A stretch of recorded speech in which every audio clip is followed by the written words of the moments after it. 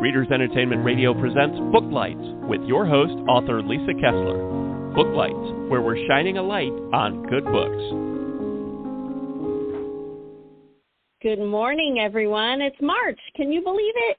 Anyway, it is March. Hopefully it's turning into spring wherever you are and warming up. I'm glad that you guys are here today because we're going to keep you on the edge of your seat talking thrillers today with author Eliot Parker. If you haven't read his books before, you're in for a treat, and I'm going to go ahead and read his bio here so you can get to know him. Eliot Parker is the author of 4 novels, most recently A Knife's Edge, which was honorable mention in the thriller writing at the London Book Festival. And the sequel is the award-winning novel Fragile Brilliance. His novel Code for Murder was named the 2018 finalist for genre fiction by the American Book Fest. He's the recipient of the West Virginia Literary Merit Award, and Fragile Brilliance was a finalist for the Southern Book Prize in thriller writing. He recently received the Thriller Writing Award by the National Association of Book Editors for his novels, so you guys know he knows what he's talking about. Eliot is also the host of a podcast program, Now Appalachia, which profiles authors and publishers living and writing in the Appalachian region and is heard on Authors on the Air, Global Radio Network, and Blog Talk Radio. A graduate of the Bluegrass Writers Studio at Eastern Kentucky University with his MFA in Creative Writing at Murray State University and his doctorate in English, he teaches English at University of Mississippi and lives in Oxford, Mississippi. He is the proud pet parent of 2 loving and spoiled cats, Layla and Buddy, and enjoys sports, traveling, reading, and movies when he's not writing.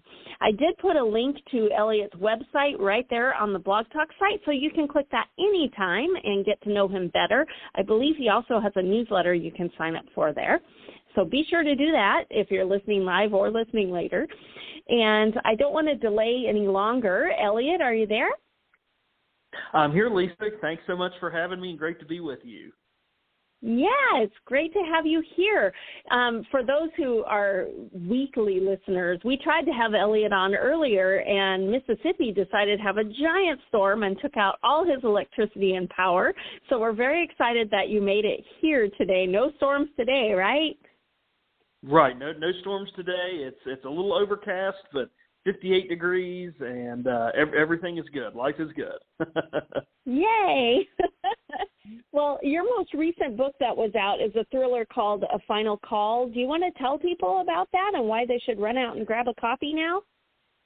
Oh, sure. A Final Call is a sequel to a book that you mentioned a moment ago, Code for Murder. And the book features a female homicide detective in Cleveland, Ohio, named Stacey Tabbitt. And A Final Call begins a few months after everything happens at the conclusion of Code for Murder. And just to step back to Code for Murder for just a second, the investigation in that book is Stacey is trying to find out who killed a Cleveland Browns football player. In the process of that, her brother goes missing during the investigation. And so we pick up everything in A Final Call a few months later. Her brother is still missing. She's still trying to recover, emotionally and physically from everything that happened to her in Code for Murder. She was investigating who killed Devin Baker, the Cleveland Browns football player. And so she's trying to recover from that. She's trying to find out what happened to her brother Chance, where he is and why he might be missing. And while all this is going on, a former college classmate of hers named Monica DeVito approaches Stacey and asks her to help her find her missing son, Colton, who is from Cleveland. He took a job working outside of Houston, Texas, and Monica's not able to get in contact with him, and she's afraid that something bad has happened to him. And at first, Stacey's like, I don't have time for this right now. I've got so many other things going on. And when she listens to what Monica has to say about her son and where he is and why he's gone missing, Stacey just kind of at first thinks, well, this is just kind of a young man who doesn't really want to talk to his mom and dad for whatever reason. He's just being a 20-something-year-old. But what ends up happening is as Stacey agrees to look into it, and then Colton becomes the suspect in a murder investigation there in Cleveland. And so Stacey has to figure out, is he really missing, or is he here and just trying to hide from his mom? And what is he up to, and did he commit this murder? And as the investigation unfolds, Stacy finds out that Colton's in all kinds of trouble. He's been running with a bad crowd, and this bad crowd he's been running with have some pretty lethal intentions for him and everyone involved in his life. And so Stacy's got her plate certainly full in this story as she tries to figure out, where is Colton? Is he alive? Is he alive? Where is he? And who are these people that he's gotten himself entangled with? And trying to deal with that. And again, kind of take care of herself emotionally and physically, but also try to find out what happened to her son, Chance, or her brother Chance. And there's also sort of an underthread of some police corruption going on within the Cleveland Police Department, which impacts everything that Stacy is doing. So a lot going on, a lot of things that she's involved in, and she's certainly under a lot of stress and a lot of pressure in the book. So she's a police detective, not a private eye? That's right. Yeah, she's a homicide investigator. Okay. That's right. Yes. Oh, okay. That sounds very intriguing with many storylines. So I got to ask, are you a big time plotter? Do you plot these all out, or do the twists and turns come to you as you're writing? That's a great question, Lisa. I'm a little bit of a plotter. I'm certainly not a pantser. I'm not someone that can just sit down and write a story like this, just sort of off the cuff and have it, I think, come out well. But at the same time, I'm not a James Patterson type of plotter, right? Which I talk about this a lot. If you know anything about James Patterson, or if you've read about him, and I know a lot of your listeners are fans of his books and everything. But anyway, when he sits down to write a book, he does these very detailed 12, 13, 15-page outlines where he has everything down in meticulous detail. For example, he knows in chapter 13 the color of the color shirt that a character is going to wear. Or he's going to know, he writes down what the character is going to be having for lunch in chapter 18. I mean, all the way down to those minute details. I don't go to that extreme, when I'm writing, because just thinking of that gives me hives. Yes, it does me too. Yes, absolutely. And I just feel like that I am so I would be so wedded to that outline and so trying to check off boxes on that outline and make sure that I have everything there, that it just doesn't give me the freedom, I feel like for myself, gives me the freedom to sometimes let characters and plots kind of go their own way. So I do. I do have a rough outline. I know how the book's going to end. I know how Stacy, in a final call, how she's going to find Colton and how she's going to find out who committed the murder and who and how Colton is involved in all of this. I have that already determined. And then I just kind of work backwards from that. I think, okay, we're going to get to this ending. How are we going to get there? And we know where the book's going to begin, which is a few months after everything that happened to Stacy in Code for Murder.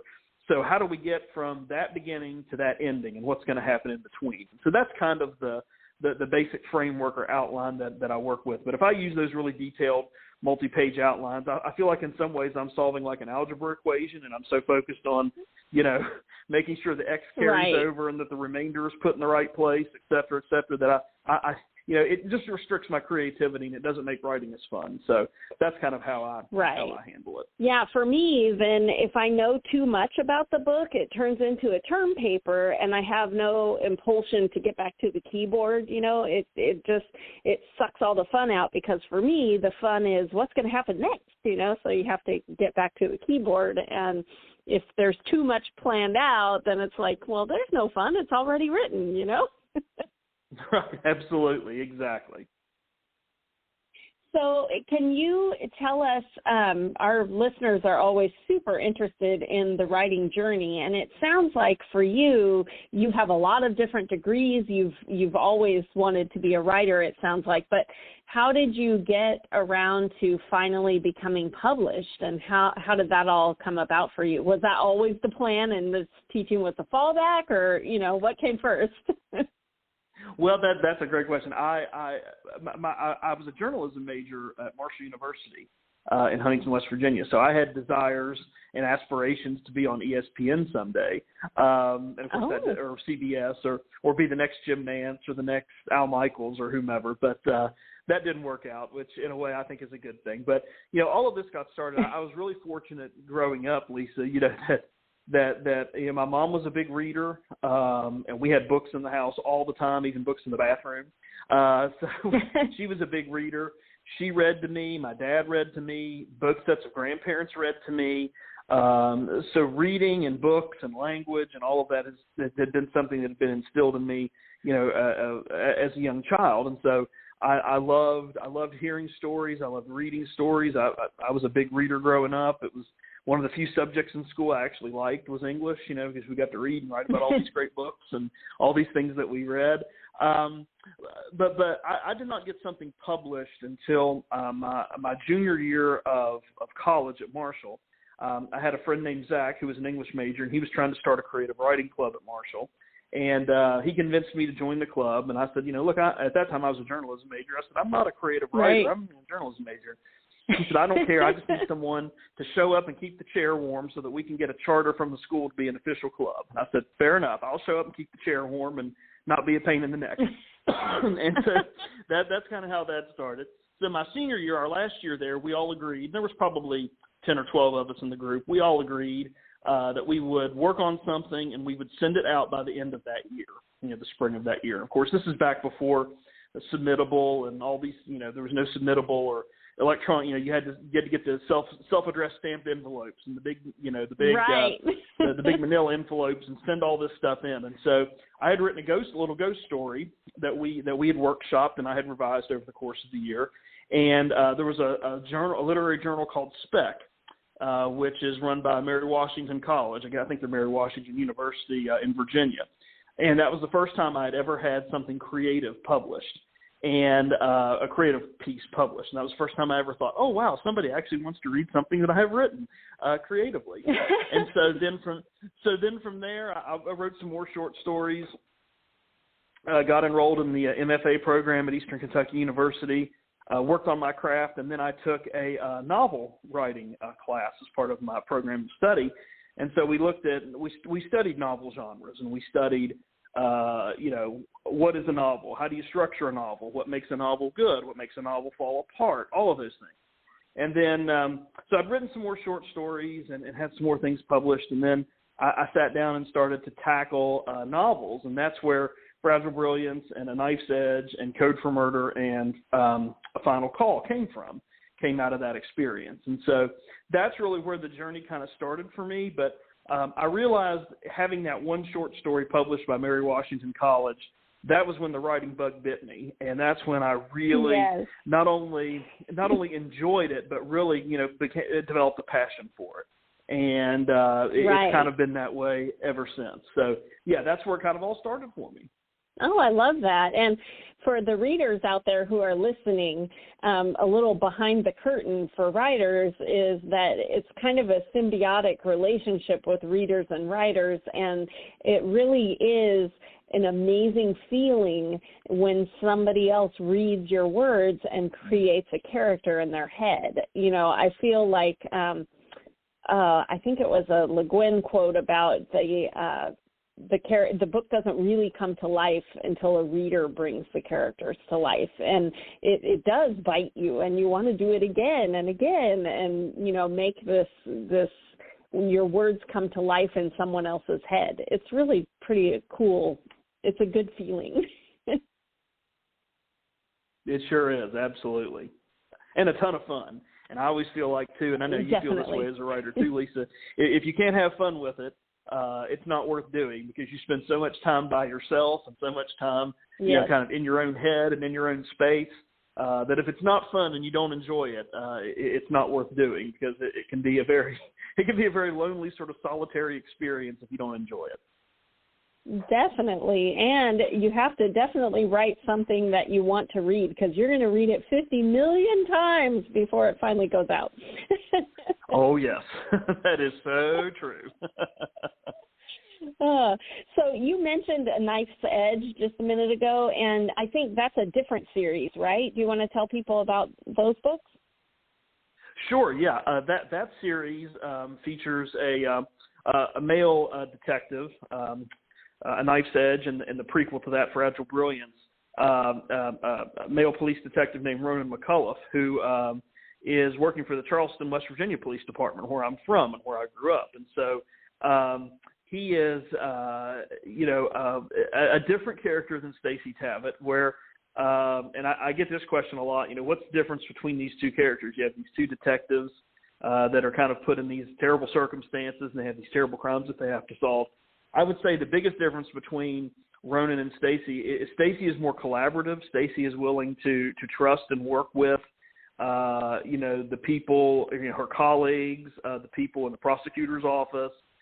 She trusts them and believes them and believes that they have the best interests at heart in terms of bringing criminals to justice, and that's what makes sort of the police corruption in A Final Call so devastating for Stacy, is because everything she kind of has upheld and believed in gets sort of turned upside down. Ronan is not that way. Ronan is very much, go against the grain, take things on his own, not wait for sort of the bureaucracy of the profession to kind of work its way through. He's very much sort of a gut instinct kind of guy. If he senses something's not right, or he senses, he's got something that needs to be investigated or a lead that needs to be chased down, he just does it and doesn't always collaborate with his colleagues and with sort of the order side of Law and Order. And that gets him into a lot of trouble. It makes him a great character, but it also gets him in a lot of trouble. He's also gay, and the one challenge he has running through A Knife's Edge and also Fragile Brilliance is he's involved in a relationship with another character named Ty Andino, who is an emergency room nurse at the hospital in Charleston. And what makes this so interesting is that is the hospital where Ty works is the Trauma One hospital in Charleston. So everybody that gets involved in, car crashes, fires, gunshots, or shootouts or whatever, and as a suspect that has to be treated, gets brought to the emergency room where Ty works. And so Ronan's personal and professional life with Ty is always overlapping. And that's a sort of another thread that kind of runs through the story. And Ronan is fiercely protective of Ty, but also fiercely afraid that his secret is going to be disclosed, and that he will be treated differently on the police department if other people know he's gay, or that he's going to be kicked off the force entirely. And he's got some evidence for that based on some previous experiences that he's witnessed as a police officer. So you've got that thread running through not only the murder investigations that he solves in those two books, but also the fact that he's, trying to maintain a relationship with Ty, keep him safe and keep him from getting involved in everything, but also preserve their relationship. And so it's a different kind of story in that regard. Stacy doesn't have that going on in her universe as much as Ronan does, but you get a little bit more of a romantic or romance kind of subplot that works in A Knife's Edge and Fragile Brilliance that maybe is not there in Stacy's books. Okay. What draws you to keep writing police detectives? Do you have family in the police department, or what draws you to that kind of story? I had an uncle by marriage who's no longer my uncle by marriage anymore. He and my aunt are divorced, but he works for the Violent Crimes Task Force in Atlanta. Or used to. I think he's retired now. But he was the guy. He worked on the force that came and knocked down doors at 3:00 in the morning and went after the very worst of the very worst criminals in Atlanta and surrounding areas. So I had a little bit of background there, although he didn't talk much about his cases or what he did. Just that line of work has always fascinated me. I've had an opportunity through writing these books, Lisa, to talk to a number of people in law enforcement, detectives, officers, state troopers, highway patrolmen, attorneys, prosecutors, district attorneys, you name it. And I'm just fascinated by the line of work. I'm fascinated by what these people see and what these people deal with on a daily basis that most of us could not or would not want to handle. And I'm fascinated in that dimension that exists in their psyche between these awful things that they have to see and witness and these awful people they have to deal with, but then the human side of their life, that, these people are husbands, these people are boyfriends, these people have families, they have children, they have lives outside of this work. And the sort of gray area that's really small between the personal life and the professional life and how that bleeds over. I'm just fascinated by that. And talking to a lot of folks in law enforcement, I can tell there's people that handle it better than others. I think you're increasingly seeing, you're increasingly seeing the profession become a younger profession because I had one detective tell me, he said, I'm getting close to my 20 years, and when my 20 years are in, I'm leaving the force. Not because I don't love the work and not because I don't believe that the work I do is important, but he said, I've missed a lot of parties. I've missed a lot of holidays. I've missed a lot of kids growing up. I've missed a lot of things because, I'm getting called out at 3 a.m. and I'm on these investigations that require my full attention for 2 or 3 or 4 weeks or longer. And so I'm just fascinated by that. I'm fascinated by that, just the terrible things that these people have to do and see and witness, and how committed they are to finding justice for victims, but also how they're able to, in some cases, some more successfully than others, keep their private life out of their professional life. And so that you see a lot of that both in the Ronan McCullough books and also the Stacey Tabbitt books, is that neither one of them in different ways handle that gray area that exists between their personal and professional lives very well. It affects them differently. Right. They respond to it differently. But I'm just fascinated at that. I'm just fascinated at that whole dichotomy that exists and how these people can do it. And it just makes, when you're writing fiction, it just makes for some great character development, really helps you write, very, very, very round, rich characters. And it gives your audience and your readership, I think, characters they can get behind and root for, because they can put themselves in that circumstance of not only the job, but also trying to have that family life and that personal life that completes them in some way. So that's what keeps me writing. I'm interested in exploring that in every book with Ronan and Stacey is how that changes, how that dichotomy between the personal and professional changes and gets blurred, and how they respond to it. Okay. Are there any other genres that you've secretly been dreaming about writing, or you have an idea, or is thrillers really where your heart is?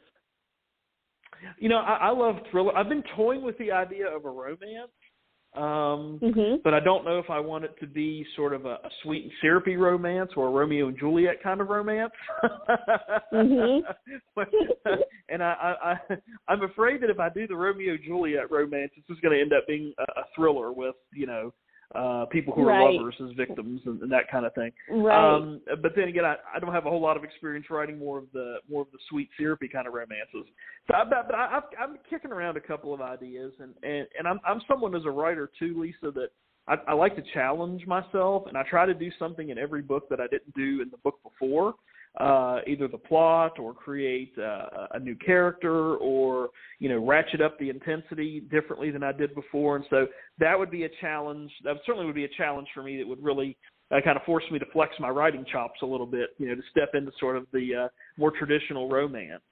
So I don't know if I'm going to get there, if I'm actually ever going to do that, but I have moments where I think about it a little bit, and it kind of ruminates in my mind a little while. So yes, right. I had this idea. So I don't know if I'll ever follow through with it, but I do think about it from time to time. Yeah, well, I have, all of my published books have all been paranormal romances, but I have this thriller horror book that I finished years ago. And anyway, this year when I was plotting out my publishing schedule, I was like, I'm going to put Perfect out in the world this year, and I wanted it to be a trilogy, so I'm going to write the next 2 books for that too. But it has been exciting and also terrifying that that I have this new thing coming out. But it has been thrilling writing-wise to, flex that muscle, because you get to be scary in paranormal romances, but this is different. And so anyway, as a writer, I think you should go for it, because it feels really good to do something different. Yeah, it does. It does.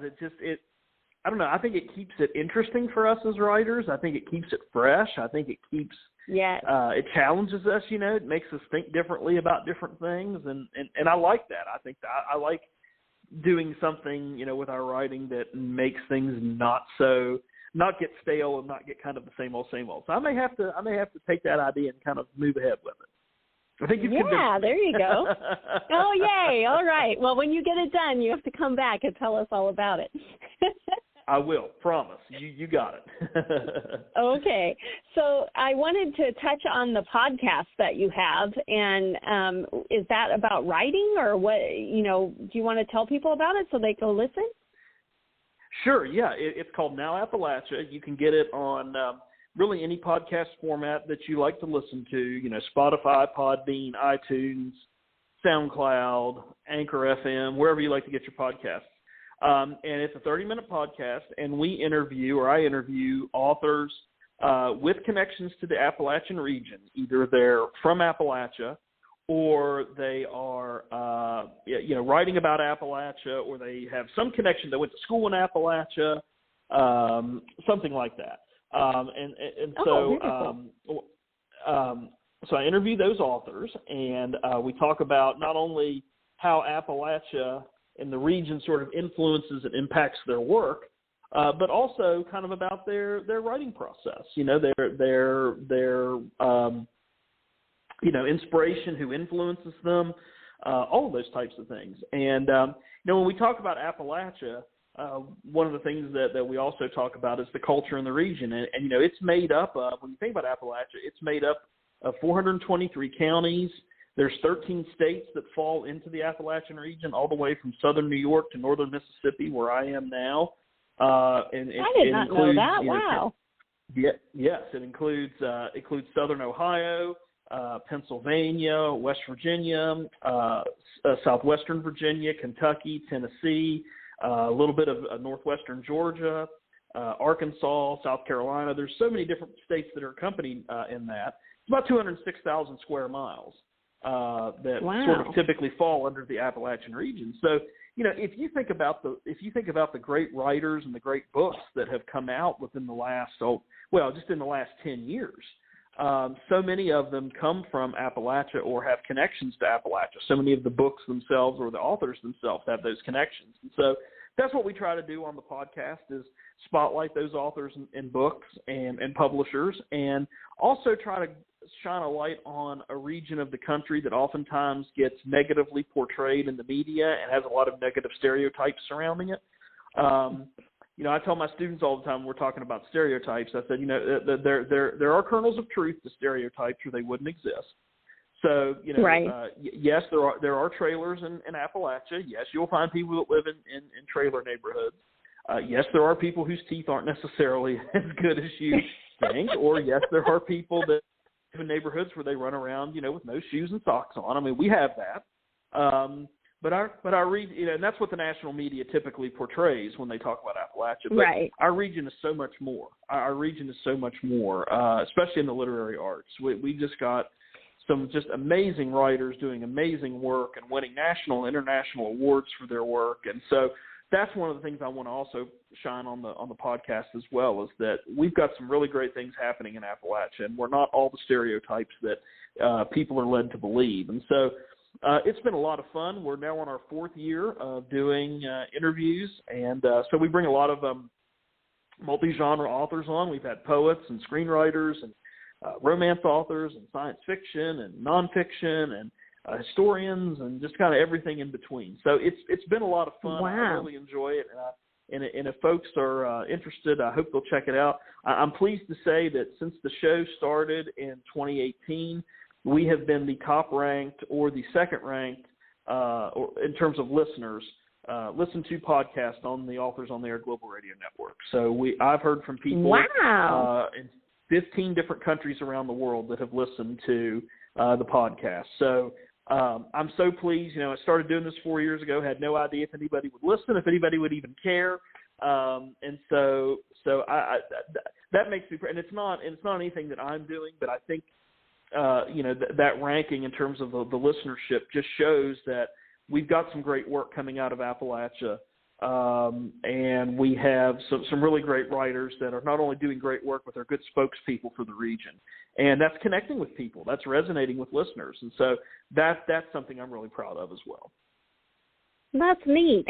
I have to ask, because one of my favorite podcasts is Old Gods of Appalachia, which is like horror fiction podcast. Have you ever listened?